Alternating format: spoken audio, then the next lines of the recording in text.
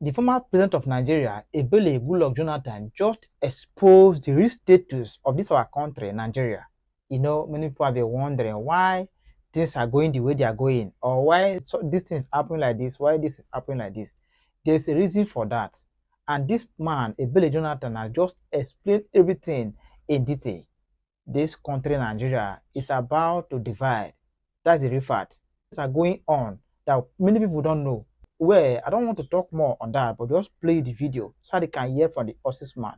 Maybe because some Americans had, this group of Americans that predicted that Nigeria was going to disintegrate within that period. So whether people were working to ensure that their prediction manifests, I don't know. But there was a significant show of interest. American Secretary of State? Secretary of State don't visit country at the eve of elections, traditionally, because they want to keep away, even if they're interested, they don't want to be seen as directly manipulating the electoral process. But before the elections, America, the State House, sent for some northern governors to have a meeting in the US to discuss the Nigerian election. And of course, Nigerian election, they have North and South divide, Christian-Muslim divide. They invited the northern governors that are Muslims. The Christians were not invited to the US. And the Secretary of State came directly to the country to have various meetings. I don't see as the president of Nigeria for me to engage with America for a fight. So it's not going to be necessary. It will affect my citizens and so on.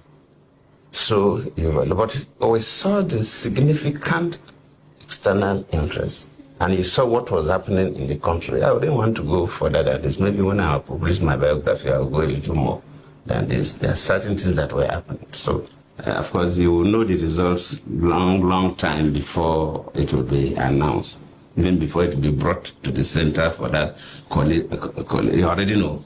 And that is why these days, you see, even the last election in Ghana, the vice president congratulated Mahama, even before, because you know their results and so on. So he knew where they were going, and I know that the country was tense. I know, maybe because of the statements made by Buhari himself when he said both the baboon and the dog will be soaked in blood. So young people we have kind of mobilized to the level of frenzy to cause maximum violence if people don't get what they want. People were announcing, okay, they will run a parallel government and so on. But those doesn't bother me. But since I was the president of the country, and I also know that even in the Niger Delta, people were also ready to fight back, even though there are not many. But I know they could cause maximum damage, because if the Niger Delta people are going to fight, instead of they will not fight human beings, they will fight oil installations. And it will cause maximum damage to the country, which I don't think it was. So from within that period, a lot of things were going through my head. They process so many things per second. And until you are into that kind of a situation, then you know how many things get through your brain every second. And I reflected back. As a president, I worked with a very strong economic team. People like Ngozi, who was the finance minister and the coordinating minister of the economy, Aganga, who was the trade and investment minister, the doctor, who was doing very well in agriculture. So we have done very well. We encourage people to come and invest in the country. And Nigeria was the number one country for foreign direct investment in Africa then. And our economy was. So when I have encouraged people, in most cases when Aganga make arrangements, when we travel, I used to address investors before I hand over to him. So my face was seen as the face driving the economy of the country. And I looked through that if we have maximum crisis, all these people that have encouraged to come and invest in Nigeria, they will lose their money and so on.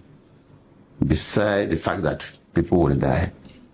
In fact, I had in a good authority how so many houses in Abuja would have been burnt if things have gone a particular way. But even if I had won the election genuinely, yes, I had no problem. But since they manipulated the process and they are announcing figures that I was the president of the country, I'm not even one to doubt the result of INEC that appointed the people. So it will look silly for me because I appointed the people. So I said, well, it is my fault. So I will not want the country and investors to suffer. Wow. So the best thing to do was for me to announce the result, not to allow INEC to announce the result. Because if I allow INEC to announce the result, the over jubilation, they could do havoc to some parts. So while waiting, I announced the results. That was why I made that friend call. It was to announce the result, even though they were still collating. But I said, let me announce the result. And I remember that day in the sitting room, I was there. I know Minister Ngozi was there. Some ministers were there. Some of my aides were there. And, people were talking. The waitings are going, the different options. Yes. But I was just listening because as the head of state then, I was more interested in the security of the country. I was not too much interested about the fate of Jonathan after the election. That it didn't bother me that much.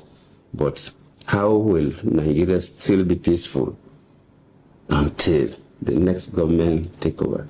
So I didn't participate in the conversation that much. But people were saying different things. People were saying different things, but I was listening. Then at the time, I just left them. Then I just moved into my study, which is opens to the other part of the city room. I didn't tell anybody. I just stood up when there. Then I called Buhari. So when I came back, they were still talking. Then I said, gentlemen and young ladies, look, it's over. I've congratulated Buhari. Wow. They said, have you congratulated? I said, yes. So the talking should end. So one of my ministers then was there, Chidoka Osita. He was the Minister of Aviation then. I said, okay, you congratulate Buhari. I said, yes. So, okay, can I tweet it? I said, okay, go on. And so he was the person who tweeted it. So immediately he tweeted it, it went viral. Wow. Then, of course, so I announced the result. It was better for me that I took the responsibility of announcing the result to make sure that nobody should do excessive celebration. So that's what happened, my young lady. There's always balancing between North and South, Muslims and Christians. And Yar'Adua was a Northern Muslim who was the president. And he took over from a Southern Christian, Obasanjo, who ruled for 8 years.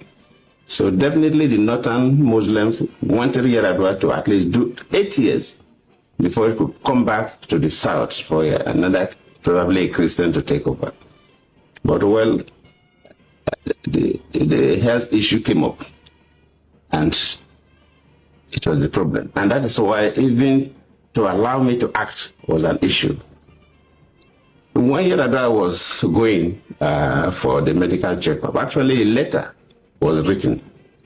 Of course, the Constitution says that for the Vice President to act, the President will send a letter to the Senate and the House of Reps informing them. That letter was written, but the person who the letter was handed over to, I will not mention the name to you now, was one of the aides of Yar'Adua, refused to submit the letter to the National Assembly. And Yar'Adua became so ill that he had no control of issues. So we had the country where the president was not available and there was no acting president. Yes, as a vice president, you can take over the responsibilities of some responsibilities of the president. You know, the president of Nigeria has two main responsibilities. First, you're the chief executive of the country, so like a prime minister of a country. That the vice president can assume you don't need any transfer. And I was doing that because we were having an executive council meeting, we were approving memos for ministers, so the government was going on. But there was no commander-in-chief. What is the second responsibility of the president of Nigeria? Decide being the executive head of the country. And there's nothing like acting commander-in-chief. Either you're a commander-in-chief or not. But when you become an acting president, you are at the same time a commander-in-chief. So that was lacking, and no country allows that gap. A country like America, they don't allow that gap at all. Yes. If American president wants to, even if it's a whitlow, that he require anesthesia, that he will be off for 5 minutes, he will hand over to the vice president. Yes. Before that procedure. Immediately he regained consciousness to take over.